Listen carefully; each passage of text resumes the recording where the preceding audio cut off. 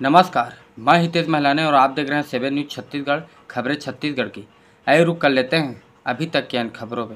जांजगीर चांपा जिला के बीजेपी कार्यालय में नेता प्रतिपक्ष नारायण चंदेल ने प्रदेश में हो रहे ईडी की कार्रवाई और कांग्रेसी नेताओं और मुख्यमंत्री भूपेश बघेल की छटपटाहट को लेकर प्रेस वार्ता की। नेता प्रतिपक्ष नारायण चंदेल ने कहा, ईडी का छापा पर नया तथ्य सामने आए।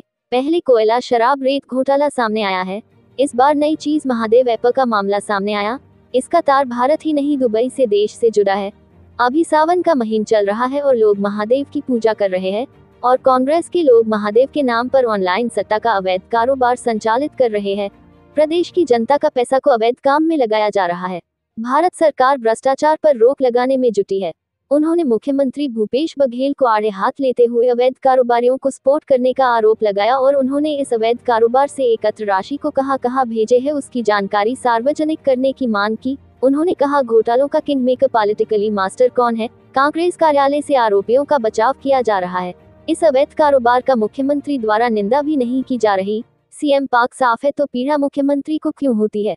भ्रष्टाचार के खिलाफ चुनाव बीजेपी लड़ेगी और इस बार चुनाव के आते आते 75 से अधिक अवैध कारोबारियों पर ईडी का शिकंजा टाइट होने की संभावना जताए।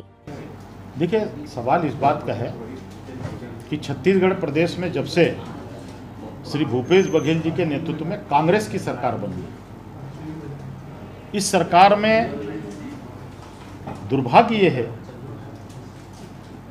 कि नित नए घोटाले सामने आ रहे हैं।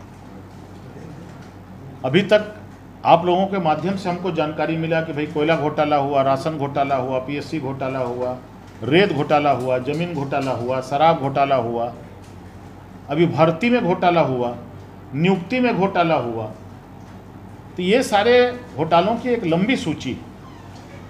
लेकिन परसों जो ईडी ने प्रदेश की राजधानी और अन्य दूसरे शहरों में छापा डाला, वो महादेव ऐप, हम लोग भी नहीं जानते थे महादेव ऐप है क्या। अभी तो सावन का महीना है, लोग जो है महादेव में जल चढ़ाते हैं, शंकर जी में उसका अभिषेक करते हैं। लेकिन दुर्भाग्य ये है, ये कांग्रेस के लोग भगवान महादेव के नाम से ऐप चला रहे हैं। इससे दुर्भाग्यपूर्ण और क्या बात हो सकती है? समाज इनको कभी माफ करने वाला नहीं है। जो भगवान महादेव के नाम से सट्टा बाजार चला रहे हैं, सट्टा बाजार का अवैध कारोबार चल रहा है और जिसके तार दुबई से जुड़े हुए हैं। यहां के निर्वाचित जनप्रतिनिधि उसमें शामिल हैं, संलग्न हैं। और जब महादेव ऐप से जुड़े हुए लोगों के यहाँ ईडी की दबिश होती है, ईडी पहुंच जाती है, तो मुख्यमंत्री को गुस्सा आता है। मुख्यमंत्री को तो ईडी को शाबाशी देना चाहिए कि आपने भ्रष्टाचार को उजागर किया इस प्रदेश में। लेकिन छत्तीसगढ़ में दुर्भाग्य यह है कि जब जब भ्रष्टाचार, काले कारनामे उजागर होते हैं, मुख्यमंत्री को उनके मस्तिष्क में, उनके माथे पर पसीना आता है। वो विचलित हो जाते हैं, वो इधर उधर की बातें करने लगते हैं। ये दुर्भाग्यपूर्ण बात है। हमने किसी पूरे देश में किसी मुख्यमंत्री को ऐसा करते नहीं देखा। मुख्यमंत्री जी को इतना क्या प्रेम है इनसे कि ईडी को कोसते हैं, भाजपा को कोसते हैं, भारत सरकार को कोसते हैं। अरे भारत सरकार का तो मिशन है भ्रष्टाचार को उजागर करना, भ्रष्टाचार के खिलाफ में मुहिम चलाना। ये ईडी की कार्रवाई उसी का हिस्सा है। और मुख्यमंत्री जी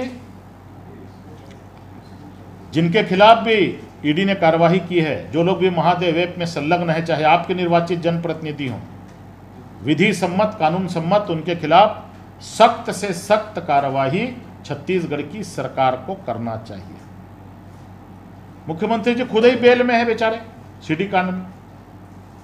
उनके अनेक अधिकारी, मुख्यमंत्री कार्यालय से जुड़े हुए अधिकारी जेल में है। मुख्यमंत्री बेल में है और वो जेल में है। ये छत्तीसगढ़ में खेल चल रहा है। छत्तीसगढ़ भ्रष्टाचार शिरोमणि बन चुका है भूपेश बघेल जी के जमाने में। ये अभी मुख्यमंत्री इसके बाद में दावा किया जा रहा है कि 75 पार करके रहेंगे। मैंने बताया ना आपको 75 पार मुख्यमंत्री जी बोल रहे हैं। मुझे लगता है कि चुनाव आते आते तक, मतदान के नवंबर तक 75 से ज़्यादा लोगों के ऊपर ईडी शिकंजा कसने वाली है और मुख्यमंत्री जी उसको घुमा के बोल रहे हैं।